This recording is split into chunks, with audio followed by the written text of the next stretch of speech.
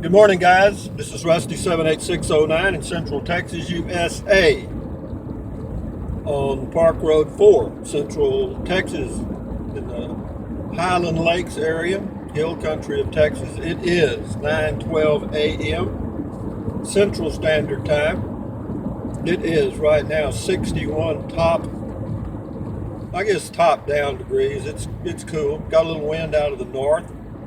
High today is supposed to be 70 degrees Fahrenheit, which is very good. I got me some dark chocolate almonds, but I won't eat them while I'm doing the video, but I will drink some tea. This is green tea.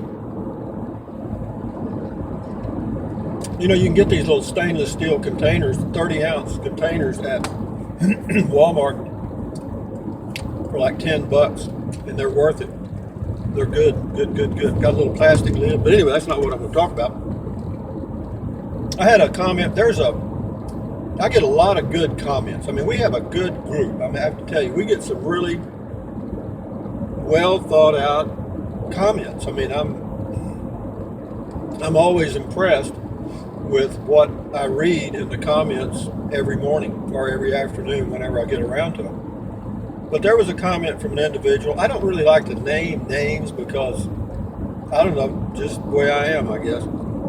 Sometimes I do, but rarely. But anyway, this individual left a comment related to divisiveness. In other words, how particularly in the USA, that's all I can speak for. I have to live here in Texas. But this individual pointed out that in our country, you know, we have divisiveness in respect to, you know, black versus white versus brown versus Muslim versus Christian versus men versus women versus rich versus poor, and on and on and on and on and on and on it goes. The list could probably continue for days. And I thought about that comment for a while, and there's really a lot in it. I mean, it's a very good point, because when I grew up, again, I'm 71. I was born in 1945, and everybody seemed like they were pretty much on the same team. You know, we had blacks in our town, Mexicans in our town, and all that stuff, but everybody got along. I don't remember any race riots or any of that crap. And as far as men and women getting along, they did about like they do now in some ways. Divorces were a lot more rare, I think, and stuff like that. But what occurred to me, what's really changed, if anything, over that period from, say, 1955 to now? And the thing that has changed, of course, there's been lots of technological changes, a lot of changes in the way the media is presented to the audience through, you know, social media. There's still some print media, newspapers out there, not near like it used to be, but they're still there. And now they have an internet presence. And then, of course, you've got all the networks, the usual networks, and they all have an internet presence also. But I worked for a newspaper for 10 years, from 1975 to 1985. I worked for a regional newspaper in southeast Texas, and the circulation was about 60,000 daily. It was a 7-day-a-week daily newspaper. And I was not a reporter. I was the chief financial officer. And I got to go to the, quote, morning meetings. You know, every morning the publisher and his son and the executive editor, we had an executive editor, and me, and maybe the associate editor would sit down at the table in the coffee room and chat for a while. And I didn't add much. Every now and then I'd add a little bit, but not much. I was pretty much out of that editorial picture. I listened and I picked up a lot of things. And this was way back then, okay? But what I found then was that they would, they would play a story uh, based on its emotional value. In other words, if it bleeds, it leads. In other words, what's going to be the headline? Because whenever you fold a newspaper and put it in a news rack back then, you wanted a big headline that said murder or car wreck or death, because that would increase rack sales, you understand? And it did. It worked. And even papers today that are laying flat, that headline is always big and bold, and it's got something to do. It's the eye catcher, it's the hook to get you to buy that product, and it works. It always works. But anyway, I've read some books that go back into the 1700s because that's my favorite era, 1800s, early 1900s. I love books published in that period. And one of the books I read is a book by a fellow named Balzac. I believe that's correct. Balzac. I think he wrote Lost Illusions, French writer. Read it if you get a chance. It's a lengthy book, and it's not easy reading, but it makes a hell of a point. But even back then, he worked as a reporter for a while, and the character in the book worked as a reporter for a while. And even back then, they would fabricate stories or not necessarily report the truth. So this is not new. What the media is doing today is not new. It's just that we're having our nose rubbed in it quite a bit more than we used to. And there's a lot more doubt as to the credibility of news, quote, sources.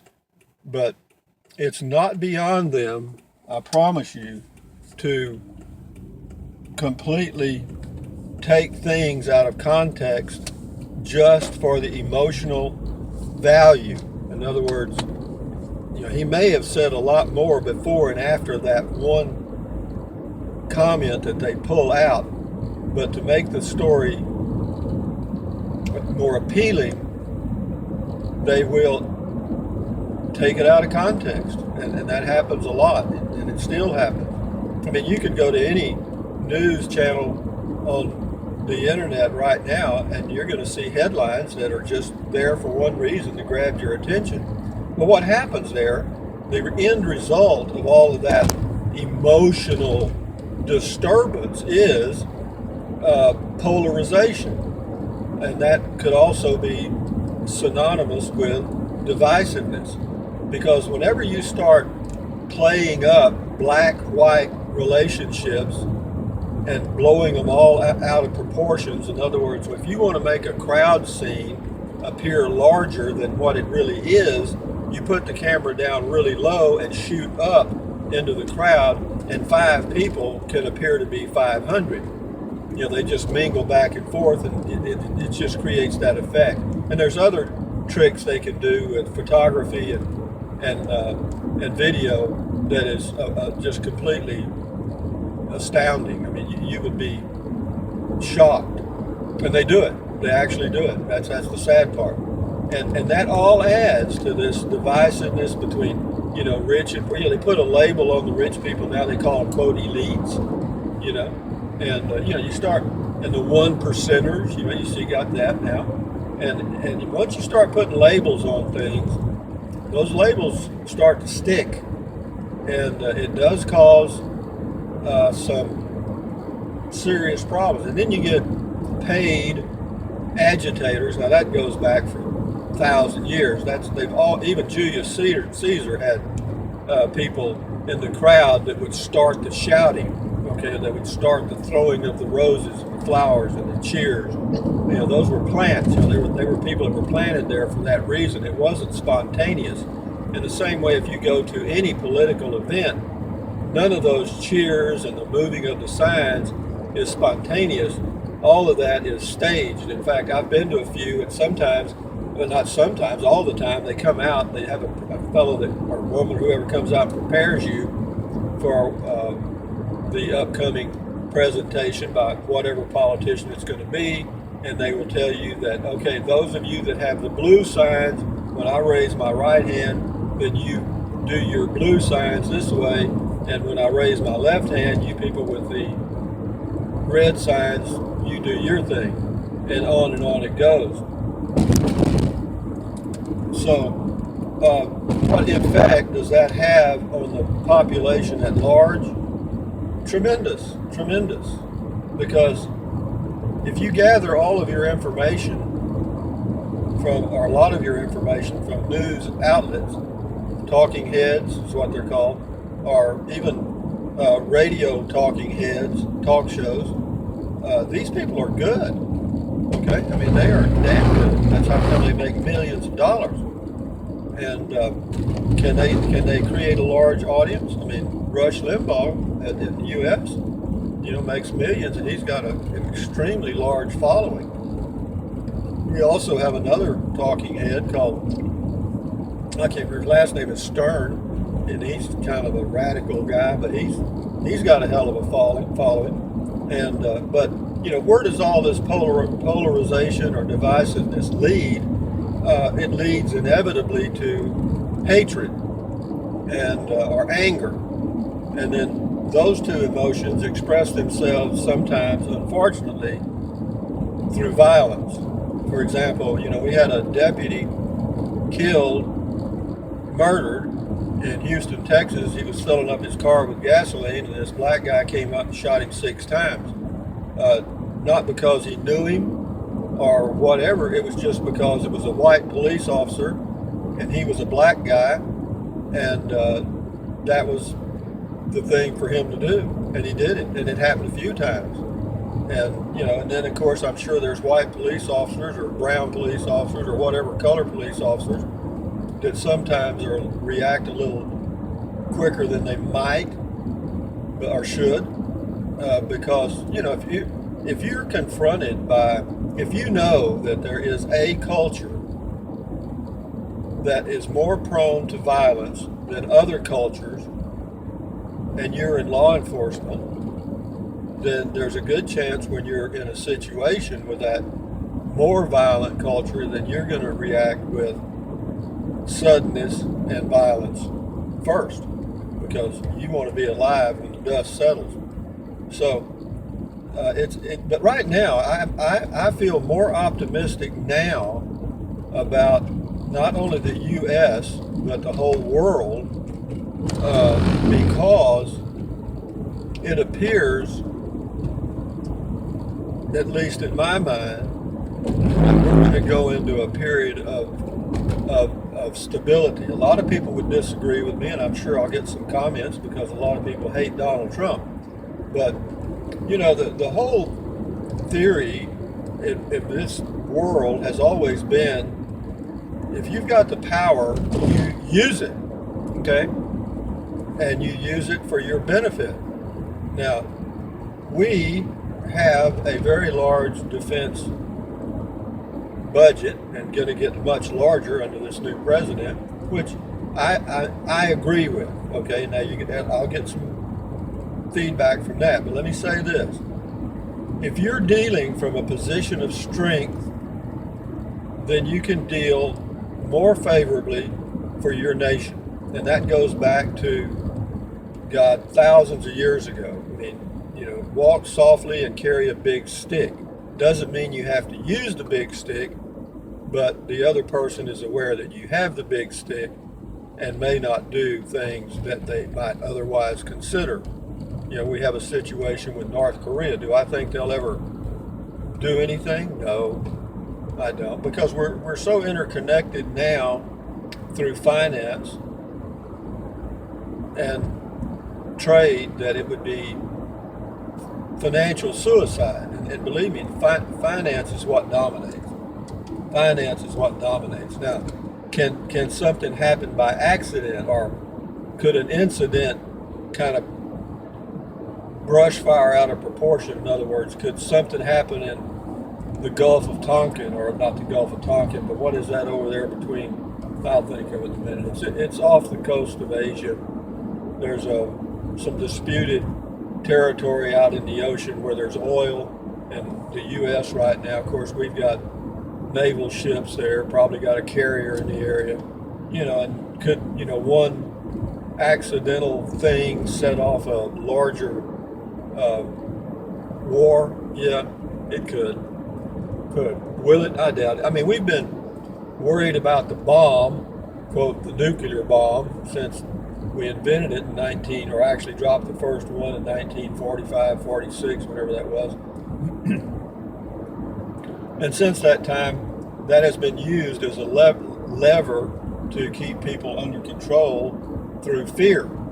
The bomb, the bomb, the bomb. They've got the bomb. We're going to get the bomb, the bomb, the bomb, the bomb. And if you want to watch a good movie it's a political satire. It's the name of the movie. It's made in the 1980s. The name of the movie is called Wag the Dog. Again, that's WAG, W-A-G, Wag the Dog. It's got Robert De Niro in it and somebody else, if I think of the name. There's some good actors in it. Good story. It's a comedy. I said anyway, it's funny, but it's true. It's kind of tongue-in-cheek. Watch it because they talk about the bomb. These people have the bomb.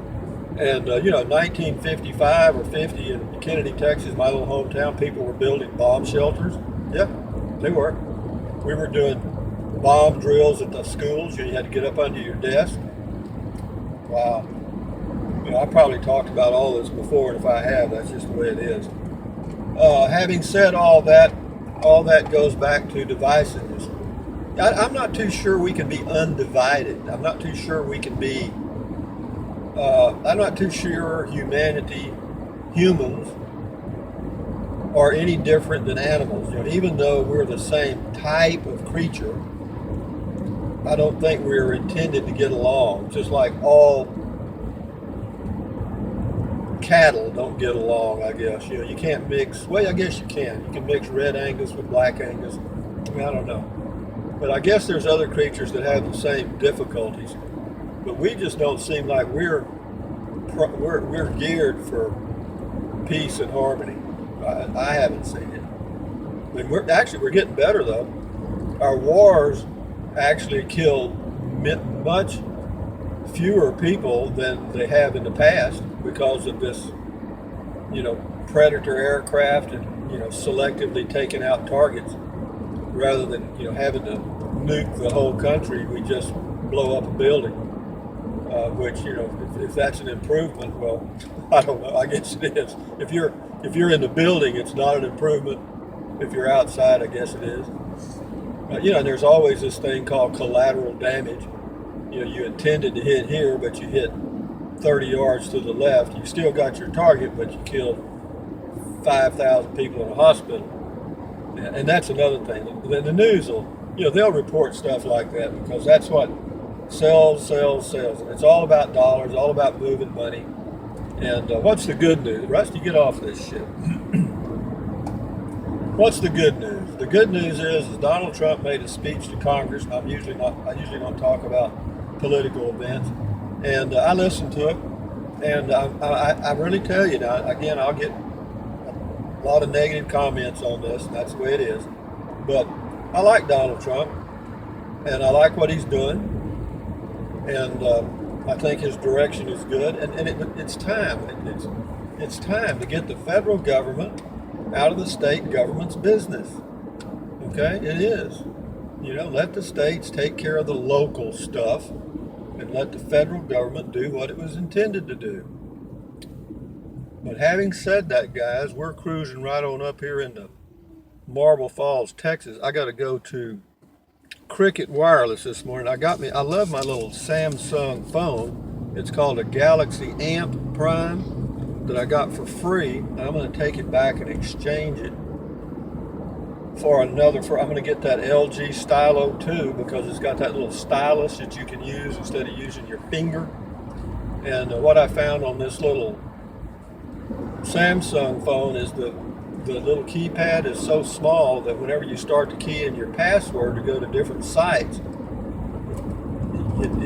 your finger better be exactly on the right letter or it's not going to pick it up. And younger people can do that real easily, but I'm getting a little older and my fingers don't, even though my mind is directing that finger right at that M, it hits the N. And for the younger people, they don't have that problem. I've seen them do it with their thumbs at 100 miles an hour. But okay, guys, I'll let y'all enjoy the scenery for a minute while I swallow. Oh, you can't, I forget y'all aren't looking out the window. You're looking at my ugly face. Well, here, I'll show you how to eat a chocolate almond. They're good. Dark chocolate almond, not just chocolate, dark chocolate. Why do I get dark chocolate? Because dark chocolate does have some benefits to your heart muscle. Now, exactly how or why, I don't know. But I read a little bit about dark chocolate, and I'm sure all that propaganda was put out by those people that make dark chocolate, and I bid it. I believed it. But it looks like it's supported by some reliable stuff. But I don't know. It's gotten to the point I hardly believe anything. So this is Marble Falls, Texas, for you guys. You can't see it. I keep saying it. But anyway, we're in Marble Falls, and I got a Cadillac SRX 4 3.6 liter black car in front of me. And that Cadillac probably cost in US dollars right at 80,000, between 60 and 80. Okay? And I'm worried about having enough money to go on a camping trip this month. Well, I'm not worried about it. I'll make it. I'm fine and dandy like a hard rock candy.